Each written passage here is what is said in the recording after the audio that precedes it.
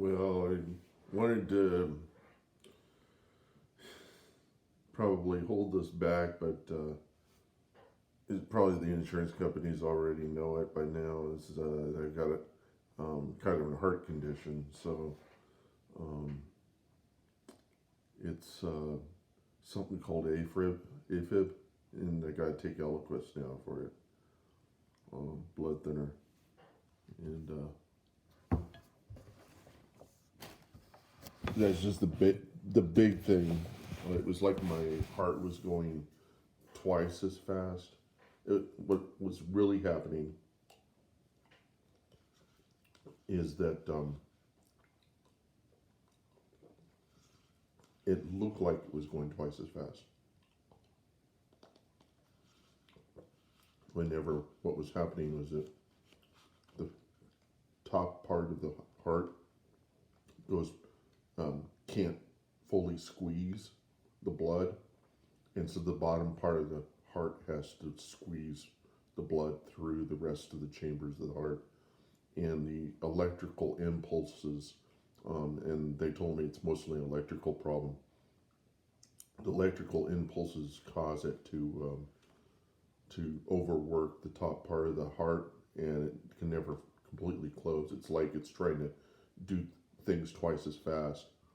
And so my heart rate was like 140, and I was originally going to a cardiologist just to just to see what was going on, because they did an EKG on me, and they monitored the rhythms on an EKG. What they do is they monitor your blood um, pressure and your heart.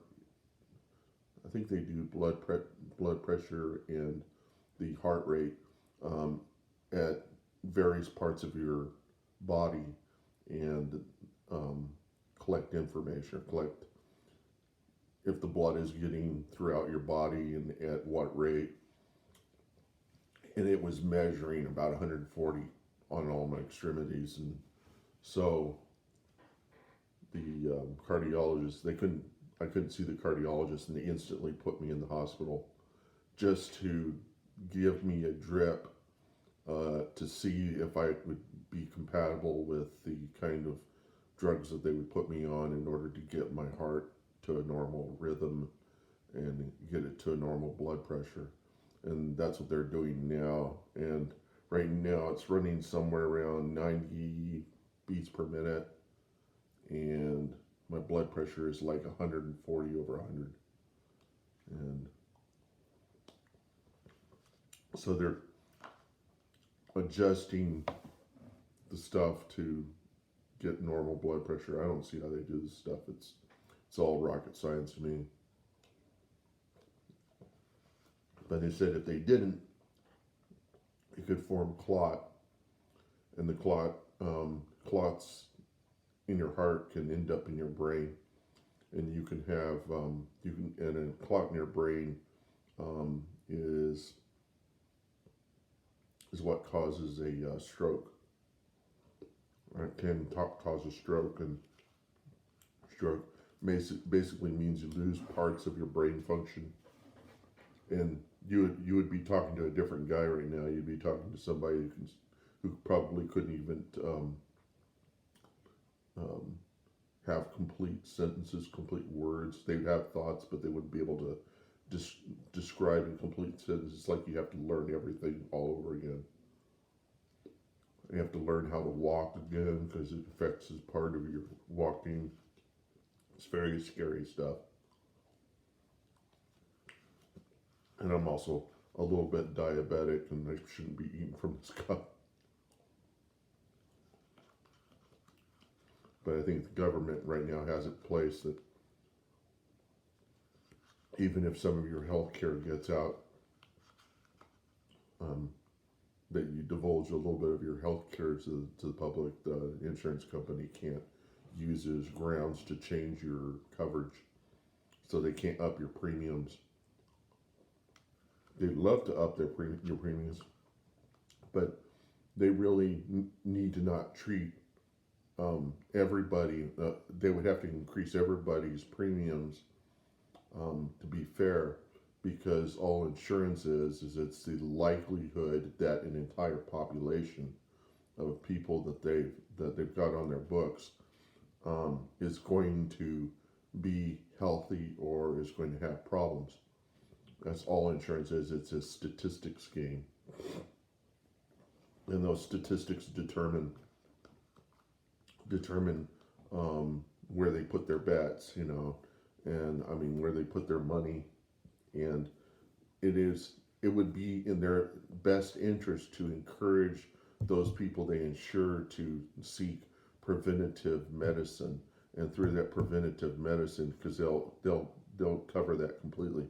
Through preventative medicine, you're going to avoid the more complex problems. But if you're perfectly okay, and then all of a sudden you start to have problems, then it's not their fault.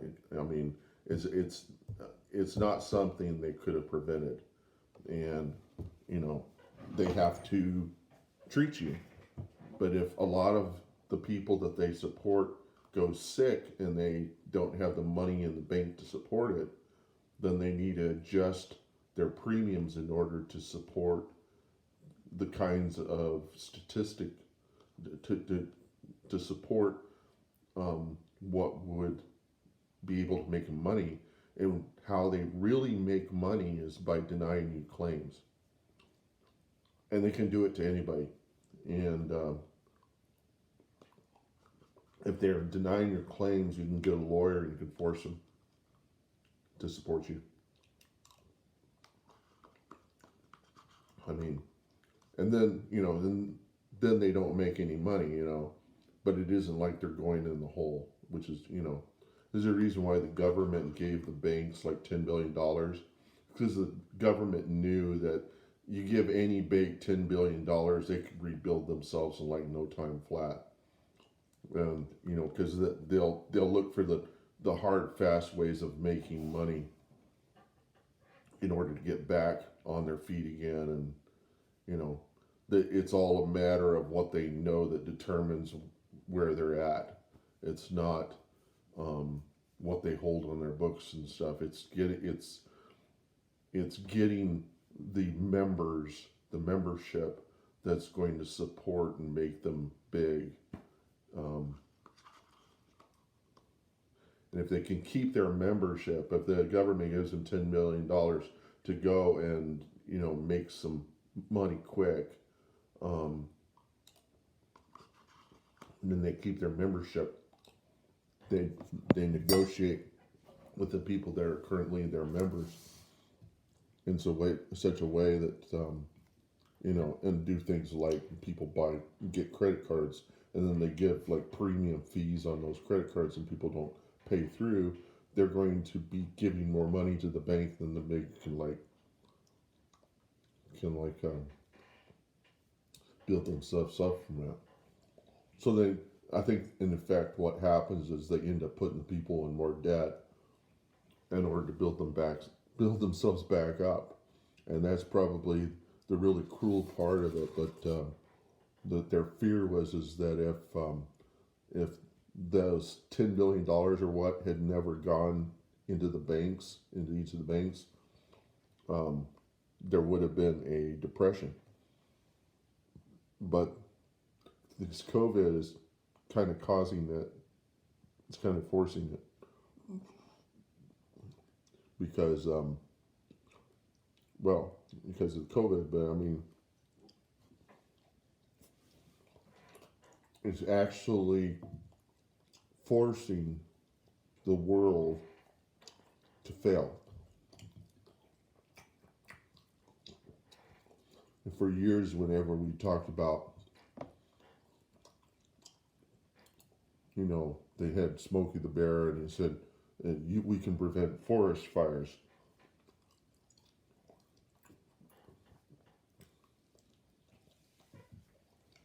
We thought that having forest fires would get rid of the trees, but what we came to understand is that if you don't have forest fires, then you don't grow new trees. It's the underbrush that causes the fires naturally occurring. and then agreed to have those forests has produced all these fires that we're having now. It's just greed in general that produces problems, and that greed, the way it fixes itself, how greed gets fixed, is by everything failing. And from the ashes, like the phoenix, from the ashes come new stuff, new industries. And in trees, the pine cones in a fire, they open up and they release their seed and it produces new trees. And so if you don't have fires, you don't have new trees. You just have old trees that drop a lot of crap between them, and that crap increases the likelihood it's going to catch fire. And so it's just a naturally occurring thing. But we're unnatural, and we've created an unnatural world. We've gone through and used what we thought we knew about nature through science and through our own best intentions. We've produced what we think is going to fix the world, and we end up fucking it up because we don't know how detailed and complex the earth is and how it works. We're finding out stuff all the time, but we don't have the answer. And evolutionism, Darwin had this idea that explains some stuff in science.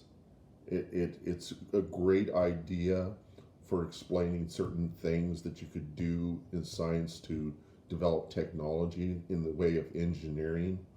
But as actual science, the stuff that he believed does not prove.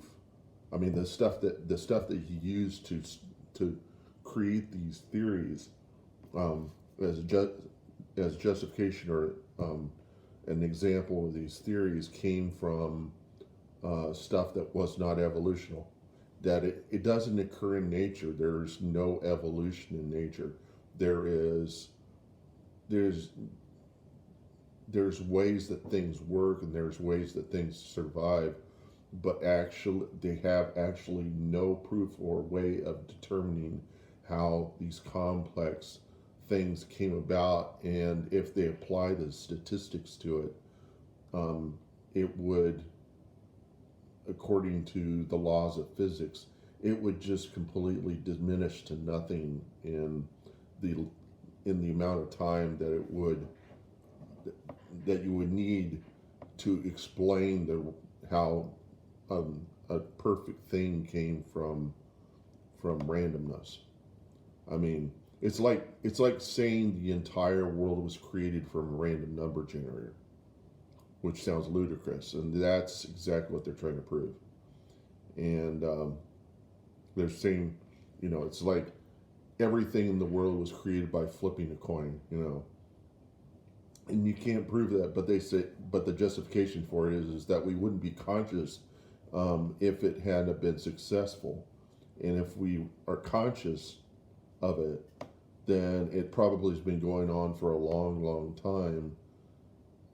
And that the evolution, that survival of the fittest, or the most more well equipped, adaptable thing is what evolved. And so they see things fighting each other, and that's how things came to be. And the thing that's really stupid about that is that if you think about what we are and how we're configured and stuff like that, it makes no sense in terms of a survival of the fittest type thing. I mean, it would be like, why don't you have eyes all over you? If eyes were such a successful way of collecting information, is this enough eyes for you to be successful in this world? And the answer is no. You should have eyes all over you. You know, you should have hands all over you. You should have, I mean, there's all sorts of things that you should have everywhere to make you more capable than other people. And the only way that you can develop that now is just by thinking of a way to do it. But nobody's been able to like really, all they're doing now in the science is sitting there tweaking um, the genetic code to see what creates what. And all they can probably imagine is that we were concocted by aliens. But then the question is what concocted the aliens? Was it also evolution? And was those aliens created by evolution? And you know, and it goes on and on. And the thing is that it ends up being like a proof. And with proofs, you a proof is only successful if it completely explains um, if if it can if it holds up for infinity, okay, for the infinite case, or for an n or n plus one case. There's different proofs, but the basic idea is that you assume that it's true, that it's because it's true for some things, you assume it's true, then it must be true for all things. But if you find anything that breaks in anywhere in that, then the whole proof is completely rubbish. And you have to come up with, and in science, they have never been able to come up with any kind of algorithm, or any, the physicists have not been able to water things down to something simple to describe all of nature. And they keep finding out new stuff, and then they have to keep changing their model in order to adapt to other things that exist. And the other thing is that the nature doesn't follow. It doesn't have a. It can't be watered down to something because there's peculiarities in everything, and those things um, have inconsistencies, and they have behavior, and that behavior is what makes it difficult to uh, water it down. I mean, it doesn't. It isn't consistent. We are. We have behavior. We're inconsistent. You could not create a function or any kind of number of things to describe how we react, because we all have different points of views and stuff. So there's no way to describe us all. There's no function that would describe how we would come. I mean, psychology isn't even a science. It's a science to some degree, but it's the worst science of all the sciences because things are not well understood. Physics is a different thing. It's very well understood, the stuff that's in the physics, because they've been able to prove and reprove things. But evolution, I mean, there's a number of other sciences that don't have enough to them to like really stand up, and there's stuff changing all the time. I had a geology teacher, and she was atheist, and she also wanted science to describe everything, but she said the truth of the matter is that the geological belief system that they had before, like 20 years ago, had to completely be deconstructed and reconstructed again, because things that they believed then are completely untrue now. You know, things like that.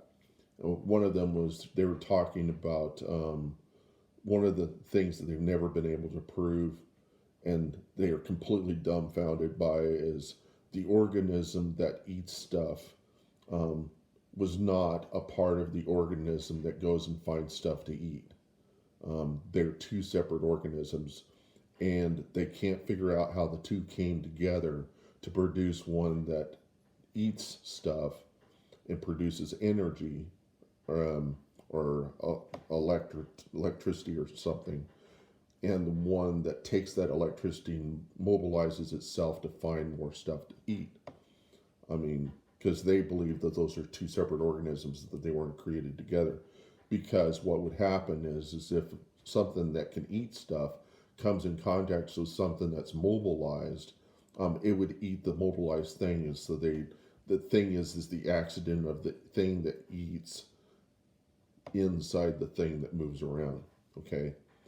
And they said the likelihood of that happening, they have to give some statistics, the likelihood of those two organisms coming together, because that's essentially what we are, is that we're an organism, we're organs that digest food and turn it into energy. And then the internal part of our system, our heart and all that stuff, is separate organism system altogether that takes the energy and moves us, makes it, and gives us thought processes so we can move around. But if you have a stomach ulcer, the part that digests stuff will start eating the rest of your body. And I mean, that's essentially you have an infection. That when you have an infection from the digestive system, trying to eat in through the part of the system that makes you work, that's just what those organisms would do to each other. And that's the reason why it's confusing how those things came in contact with each other. If something that eats stuff would start eating the thing that permits it to go and find stuff. And if that's the case, how in the world would it ever have thought to come together in the first place and develop together in the first place? How did it become intelligent enough to actually be able to prevent itself from killing itself? And I mean, there's so much stuff that just in statistics would, the chances of any of this coming about in this form with this amount of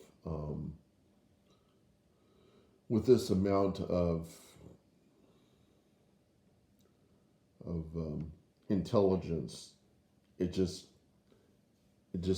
can't happen. And they've got videos up on YouTube showing how how your internal system works. Some stuff like about how reproduction occurs, and it's crazy. And it's like there's a lot of programming going on, a lot of intelligence, and so it points its finger to something. It's got to be something, because everything has to come from something. And it's not going to come from multiple things coming together. It's going to come from one thing that creates multiple things. And so it's obviously God. It might not be easy to describe in the case of Christianity. And Christianity may be a watered down version of the more complex story. But if God, if you were God and you want to make it easy for the ones you created to deal through with their day, if you gave them the more complex explanation, it would probably destroy them, because they would probably not be able to comprehend it at all. So the best thing to do is give you some idea, give you the essentials, or maybe it's just that God wants to see what we do. But in the Christian idea of things, this is really just a test. And it's a test to see if we have the intelligence, and if we have the concern for each other, if we can develop the concern for each other. I think to some degree what it really is God seeing if he wants to have us in a better world where none of this stuff occurs, because people won't be trying to destroy each other. I mean, they wouldn't be selfish. Um, they would see a need for people to be watching out for each other. And part of, and this is my belief system. This is so I just went from science into my belief system, and what a belief system really where it belongs is it belongs in the whole. It's kind of the elephant in the room you can't really describe, and everything around the elephant is nature. It's what we see around us, and how do you describe the elephant that's in the room? Um, the elephant you can't see, but you know it's there. Okay, and some people would say, well, the elephant isn't there, but then how are we coming up with the science to find out what the elephant is? Okay, and so that's what the evolutionists are really working on, is trying to figure out what the elephant is. Um, and Christians, um, the idea is not to discount science, because all science is it's the observation of it's the observation of what you can see, what you can grasp on, and it's developing processes by which to better understand it. And that's you've got to do that because you're designed to solve mysteries. So what the people who are into evolutionism stuff, yeah, are what their drive is to try to explain things in the world more simply. They want to do what the physicists do, tries to do, and that's what physicists try to do. Is they try to water things down to some simple explanation to describe everything, so that they can then come up with ways of engineering, re-engineering stuff that's in the world, and hopefully to fix everything, you know. And the thing is that maybe um, maybe it can't get fixed. Maybe there is no way to completely fix it. There's ways to make it work better, but our behavior, which is erratic in some people, that behavior is going to is just keeps things unpredictable, and you know, and can screw up the system and what keeps the system in balance. And it may be that the system destroys the nature that exists to recreate something that from that. And evolutionists would say that it comes from evolution, but it's probably that it was designed to work in a certain way, and whenever we came into the space, that we were designed to fix that. Or I mean, not maybe so, but the thing is that if you're a scientist and you're working on something, and you want it, and it makes you, and you want to make it such that what you provide the world is a significant thing. If somewhere down the road all the science that you've been working on has been found out to be complete rubbish, what would happen to you? How would you value yourself? And what would happen to a normal person that doesn't have a belief system, that doesn't have any kind of forgiveness? Uh, they would destroy themselves. They would kill themselves. But a Christian wouldn't kill themselves, because they would understand that somehow some of the stuff that they were working on has gone on to help other people, and that, you know, even if they were a complete failure, they would not really be able to know if they were a complete failure. And that's the reason why it's not such a big deal how many subscribers you have on YouTube.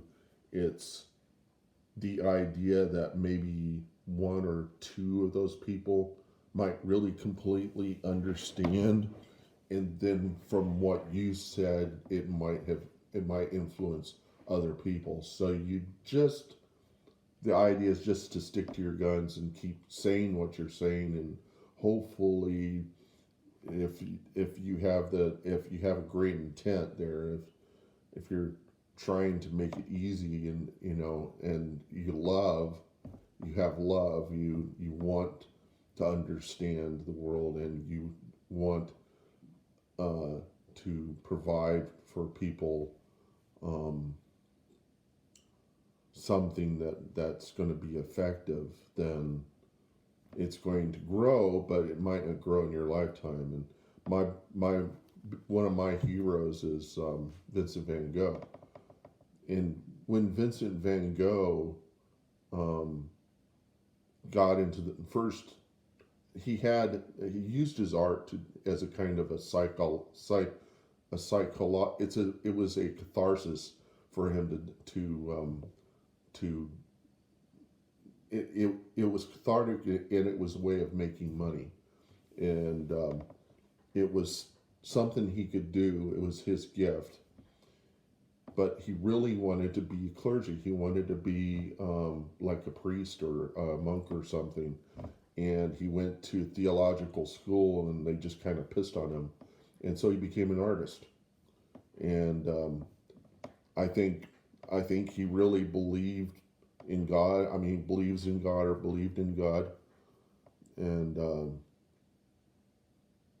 what happened is that he became a great painter, but he didn't really get the due recognition during his lifetime, and that's the reason why he hurts himself and he goes crazy, and the artist community cannot figure out how in the world he started going crazy. And some art teachers that I've had said, that one idea was that he had his coffee and he had his thinner, and he'd be drinking his coffee, and every now and then he would actually accidentally pick up the thinner and drink that, and then eventually it became the same as if you drunk alcohol, thinner might not taste too different from alcohol, or the thinner that they were using might have not tasted too different, or if he was drinking absinthe, because that's what a lot of the artists they're drinking wood alcohol, and wood alcohol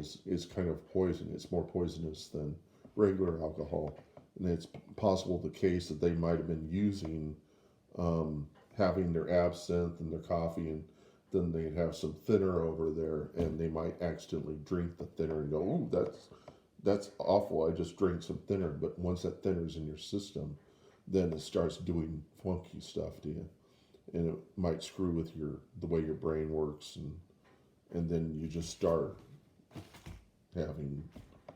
So they don't know why he went crazy, but it may have been just completely natural. It may not have been anything of the sort. It may have been, and I'm kind of going crazy in my own right, and what I'm experiencing is the devil messing with me all the time.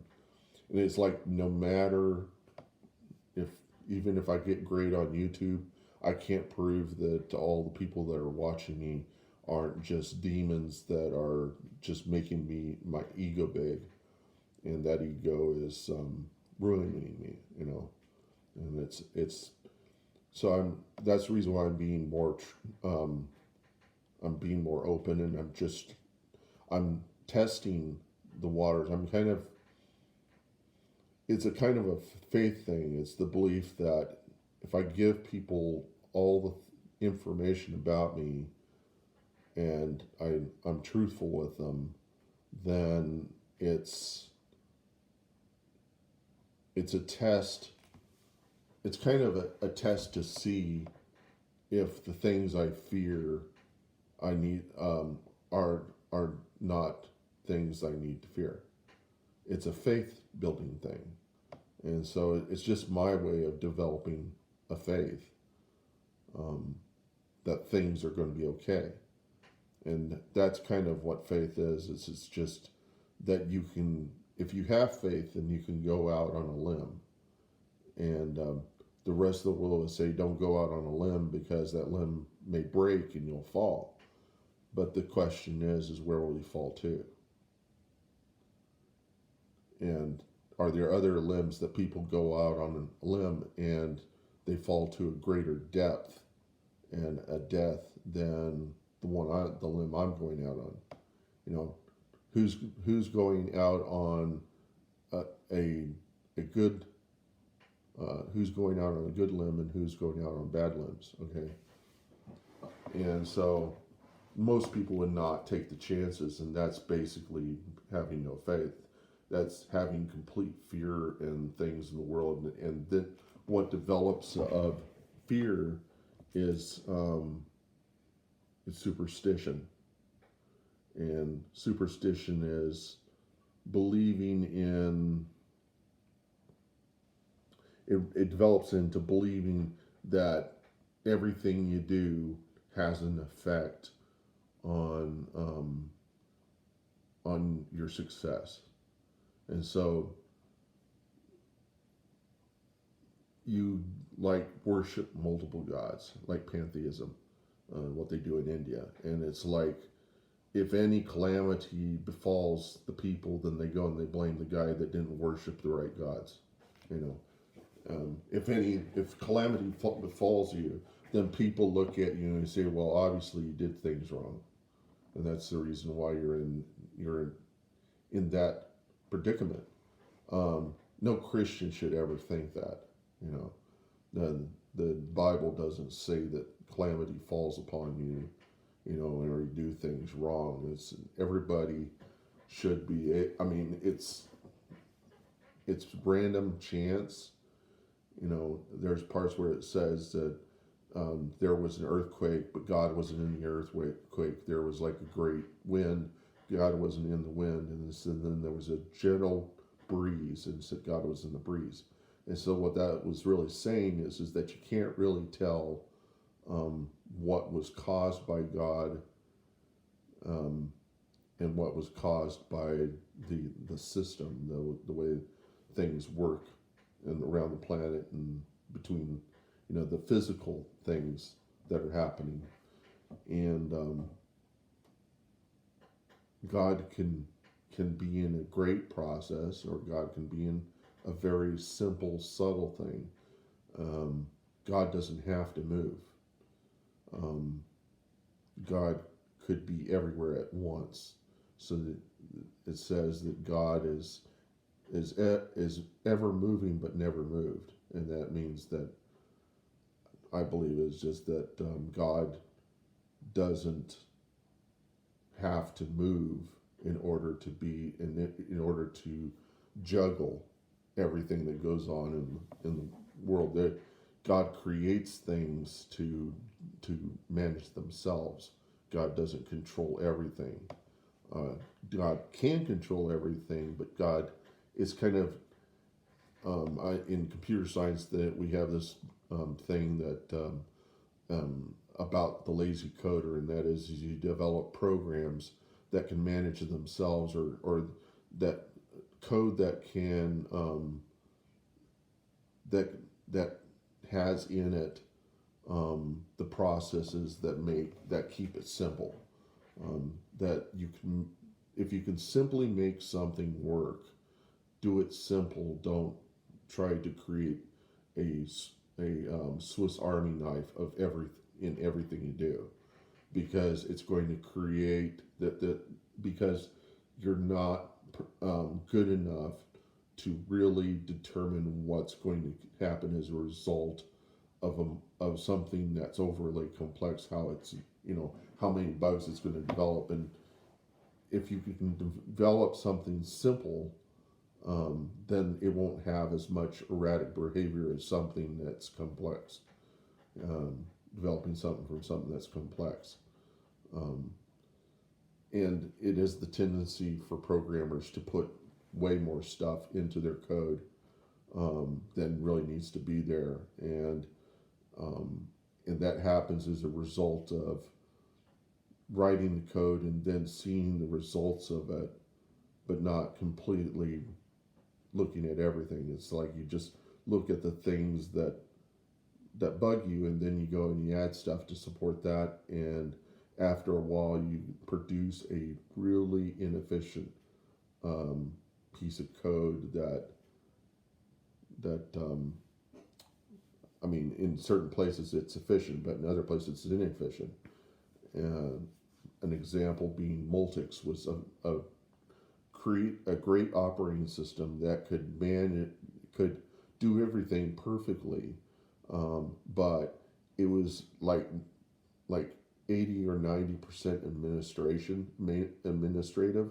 And what they would say is they say it was like 90% of the processes were designed to manage the other 10%. And so what they ended up doing was looking at the whole operating system and then watering it down to the basic needs. And they created Unix.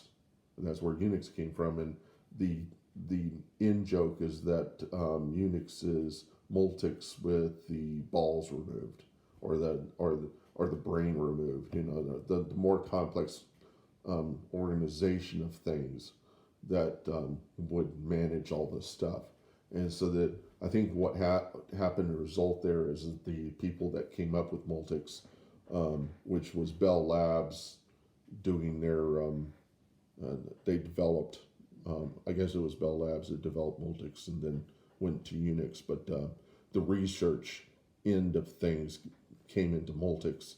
You first do the research and you try to find all the things that you need in order to create something that's good, and then you determine if that is the best outcome, and if it's not, then you say it's dead, and you go through a post-mortem analysis.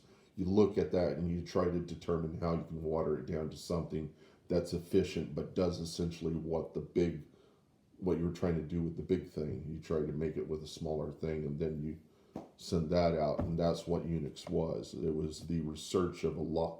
It was the results of a lot of research on how to create a good computer operating system.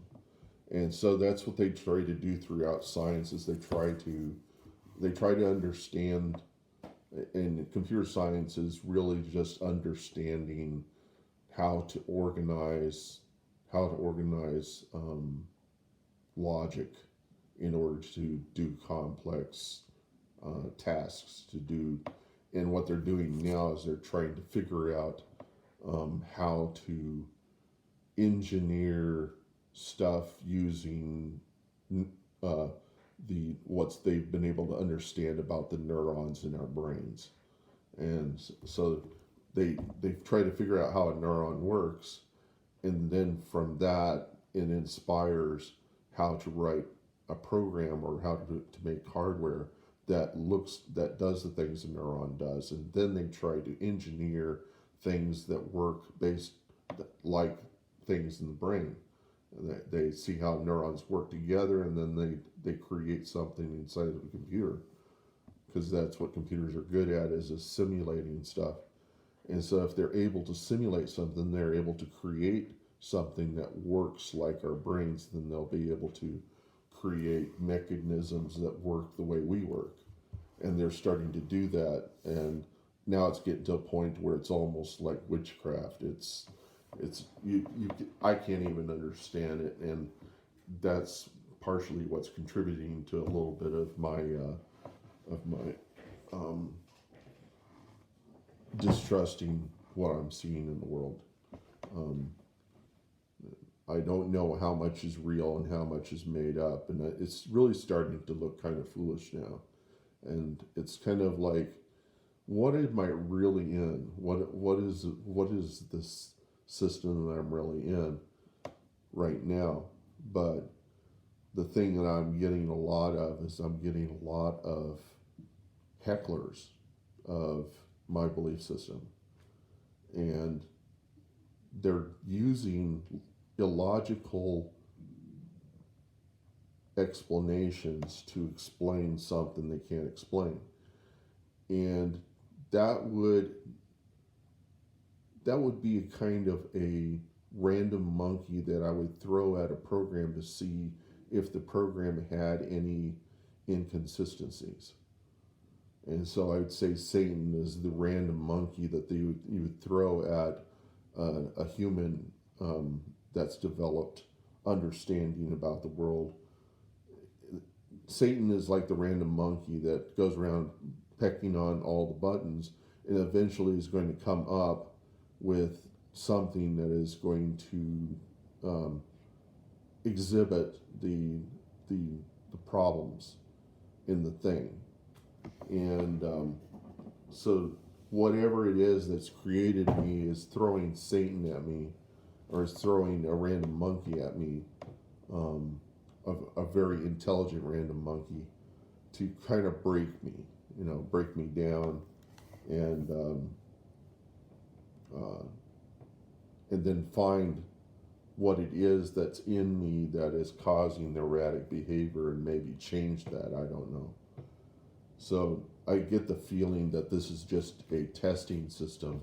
This is like a black box test or something to find the bugs in me, or find the bugs in us, and see if there's something erratic in our behavior that and if your behavior is erratic, if you don't think logically and you don't think about things like how I'm thinking about, then there's something you're overlooking, okay? And or you might break down at some point if the crap hits the fan. How are you going to be able to live with yourself when that crap hits? And how are you going to survive through that? And the thing is that the best way to survive the worst stuff that happens in the world is to find beauty in something, and to let that pull you through. It's that's how people get through all their problems, is finding something beautiful in the world, finding something they can get enjoyment from. If you can't get enjoyment from anything, you're just going to wish for death. And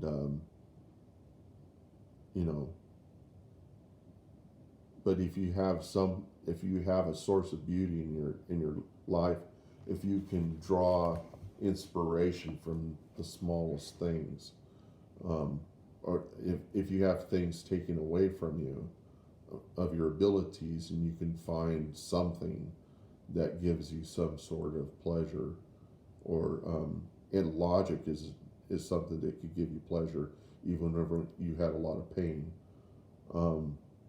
There are people that have developed lots of things to cope with their lack of physical ability. They develop great mental processes. The sad thing is then they explain those great they explain themselves as being kind of, well, I did this, and and you can do it too, and all this stuff. And the thing about that is that, can you really take what you've done and have other people do it too? You have to leave a little space for magic in everything, and that space of magic gives you some inspiration that there's more to life than meets the eye. And to completely understand it is not a good thing. That's a kind of a greed. The greed to understand is not a good greed. It's best to just leave some of it to chance, and to believe that there is a future, that there is, because otherwise you're going to believe everything's fucked up and it's just going to go to pot. So the thing is that if you're living in this world, what are you creating? Are you creating beauty, or are you creating shit? And how does it make you feel when you create shit? And I mean, if you feel like you're creating shit, how can you really prove, and on another level in the Christian sense, is how can you prove that what you're making is shit? How will you not be able to see? You would not be able to see because you don't have perfect perception. You have no capacity to see what you're producing is shit or good, you know, if it's bad or good. So the thing is what's your intent? Your intent is to do good, and maybe you don't do it perfectly. You don't perfectly describe what you think is going on, you know. But you're inspired, and you look to others to inspire you, and I don't only look to the Bible to inspire me. I look to things in nature. I look to people, you know, to other people, and that's if you look into the Bible. One of the things it says is that to love God with all your heart, mind, and soul. But what is that? And that is understanding God or understanding something about what we're living in, because how we are created exhibits the one who created us, okay? And what is good in the world and what is bad in the world. And, you know, it would be our belief that the good stuff comes from the Creator and the bad stuff comes from our imperfection, from an imperfection or some entropy. And we describe that as Satan, you know. And why would you need Satan in order to bring out in order to refine what's good, okay? To remove the bad stuff and find the good stuff. And so it may be that we're a product. We're a product of the work of God, and ever developing into the seeds of what will be greater things in another reality. Okay, but in this reality, how is it that we treat each other? Because that's going to determine how much needs to be ripped off, how much can be refined. If nothing can be refined, then nothing can be refined. And that is that, and the way in the Christian environment, it's the selfishness, it's the greed, wanting to live only for yourself and not to help anybody, you know, not to give anybody any kind of help, you know, to be only about yourself and not about anybody else. That would be a selfishness, and so that wouldn't benefit the system. And so if you're not contributing to the system, if you're not contributing and helping to each other, then it's going to then what good can come of that? I mean, what good are you going to produce, you know, if you don't befall hard times, and you know, and also that whenever your self-perception, do you look at do you consistently do something that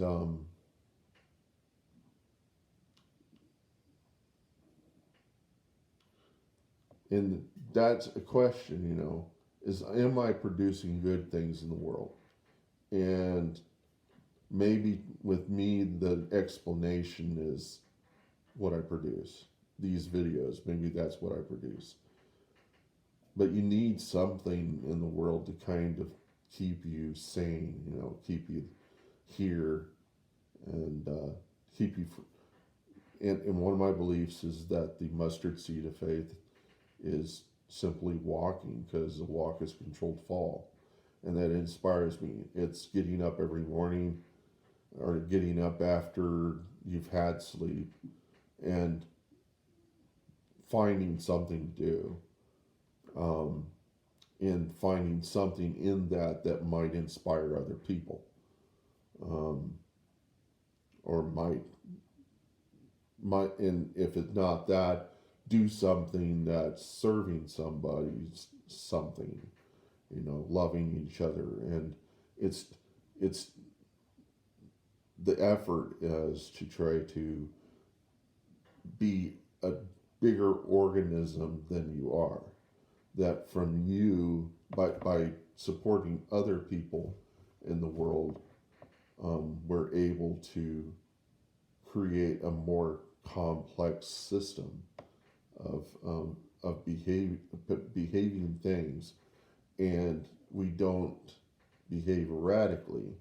We do when things test the system, and so the ones that have erratic behavior, they're probably going to more easily fail. And it's built into our system that if we overstress about anything, um, because of the fight or flight response, we um, other parts of our system go offline, like the immune system, and that's for survival. But the thing is that if you overstress all the time about things that you think are chasing you, then you're going to fail, um, and that's just one of the mechanisms of you know of survival. And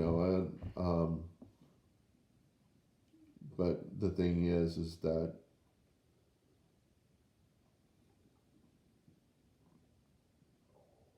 yeah, and see, I'm trying to come up with a science. I'm trying to come up with the science of belief, and that's not good because science isn't perfect. All science is it's just the what my dad said was the study of the observable universe, and he was a physicist, and he was a really good laser physicist. He would also, I think, he was a chemist too, or maybe he was primarily a chemist. I don't understand enough about science to really put a finger on it. I had heard things that physicists hate computers. That's the reason why they like Fortran. They don't like using computers, and the reason why what a lot of computer scientists go into being computer scientists is to help those physicists who can't deal with these clumsy machines. Physicists would rather have a machine simply do everything correctly, and that there not be any imperfections in the interface and stuff like that.